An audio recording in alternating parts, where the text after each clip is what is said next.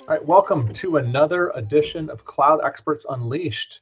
I am Ryan Brown. I am Chief Marketing Officer at Xbyte Solutions. And rejoining me early from our last episode is Dakota Klum from one of our sister companies, Xbyte Hosting.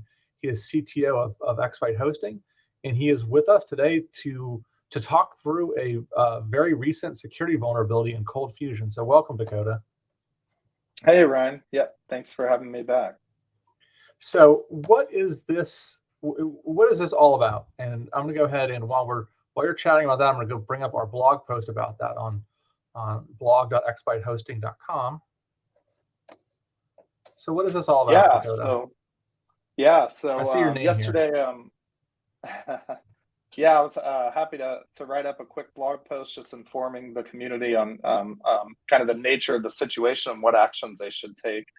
So, as you may be aware already, or if you're not aware, we're here to help you. Adobe released some updates for ColdFusion 21. That's update 6, and ColdFusion 2018, which just released update 18. In those updates, it's actually addressing 3 different vulnerabilities. 2 of those which are priority 1 vulnerabilities or critical in nature. We've kind of highlighted these here, along with their CVEs and just details about them.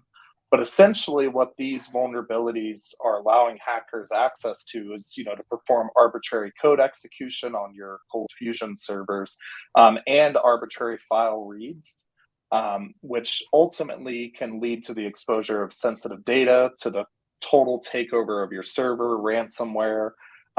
So these are really critical updates, and it's important you get updated to the latest releases as soon as possible. Now to download this release, you can go to the Adobe site, and there's links out there, and we'll include those in the notes of this YouTube video of how to get access to all this. But the important thing that I wanted to kind of show is, as I was looking this over, is Charlie Arhart, kind of very well known in the ColdFusion community. He was one of the ones who reported the issue, and I'm going to highlight this. He has personally seen both the arbitrary code execution and the arbitrary file system read vulnerability being perpetrated on multiple servers in real life. So this is not a theoretical.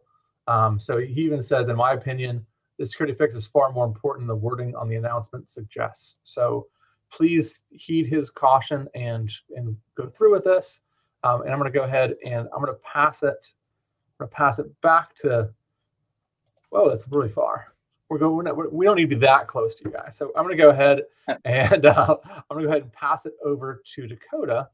And Dakota, I'll have you show your screen, and we'll actually walk through how to do this. Yeah, absolutely. And to your comment about Charlie's response on the blog post posted by Adobe, I think he summarized it perfectly.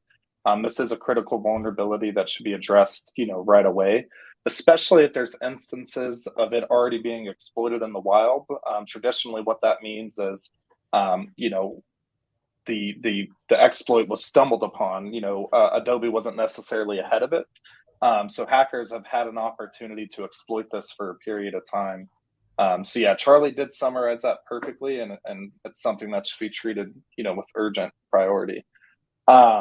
What I wanted to get into just a little bit, we had this documented, in the blog post as well. So if you want to read it later, you're more than welcome to. Is how do we make sure the server's up to date? And it's very simple.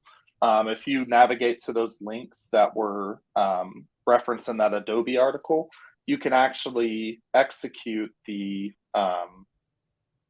installer for update 16. In this example, I'm using ColdFusion 2021. Of course, if you were on ColdFusion 2018, you would download the 2018 installer. So on your application server, as you can see, I've already updated and uninstalled and installed a few times during my testing. Once you've ran that executable jar that's provided by Adobe, you'll actually get a summary of the update results. And I will zoom in a little bit here to make it bigger. And in this, update install log file, if you scroll down, you can see the actual summary for your installation. And we can see that there's 1,551 successes, which is indicative of a successful update, 0 warnings, 0 non-fatal errors, and of course, 0 fatal errors. So I can rest assured that my server is up to date at this point.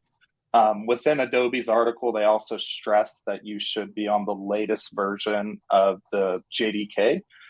You can also grab that JDK from Adobe's download page, and you would want to actually update that path within your JVM configuration. In addition to the ColdFusion updates, the ColdFusion JDK that also needs to be updated, Adobe has disabled the CF client tag.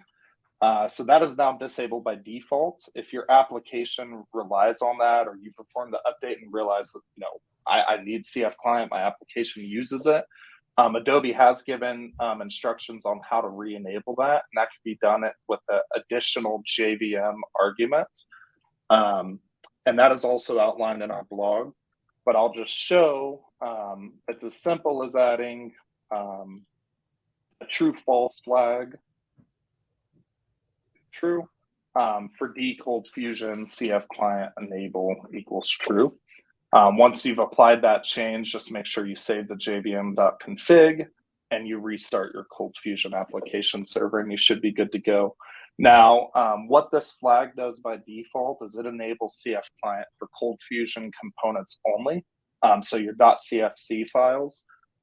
If you are leveraging CF client outside of ColdFusion components, there's an additional flag provided by Adobe where you can enable it for non-CFC files. So that's the ColdFusion CF client allow non-CFC files, or allow non-CFC equals true. So that's the short and sweet of making sure your server's up to date, the flags that come with the latest updates, ensuring your JDK is updated. We do have in our article, or our blog article, is detailed steps with screenshots, steps 1 through 20 on everything you can account for and look for. Of course, if you do have any troubles, don't hesitate to reach out to the crew at Xbyte Hosting. So. All right, Dakota, thank you very much. And please heed the warnings, install the updates, protect your servers, and of course, stay tuned for the next episode of Cloud Experts Unleashed. So thank you very much for Dakota. I'm Ryan Brown. Thanks, Ryan. Have a nice day.